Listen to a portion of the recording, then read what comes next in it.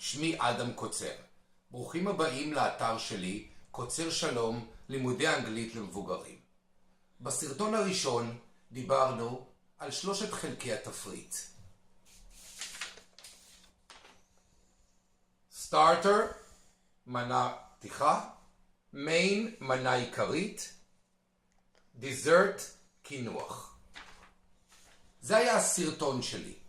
אבל מה לגבי הזמנת אוכל מהמלצר במסעדה? איך עושים את זה כמו גדולים, כמו אלופים? אז זהו, שיש לי טיפ מיד אחרי הפתיח. אז אתם במסעדה, ביקשתם תפריט, ועכשיו אתם מעוניינים להזמין. איך עושים את זה בצורה עניינית ובצורה מנומסת? אז הטיפ שלי הולך ככה.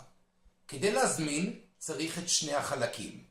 את מה שדיברתי עליו בהתחלה, שיטת סמאדי, S, M, A, D ו-I, זאת תחילת המשפט, ולאחר מכן להשתמש באחד משני המשפטים הבאים. Could I please have, or I would like to order.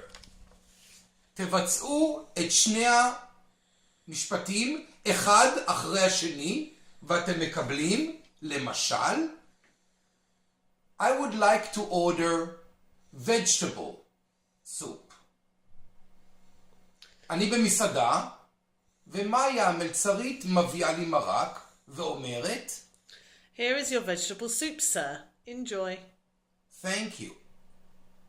אם אהבתם את הסרטון, אשמח אם תשתפו, תגיבו, תעשו לייק.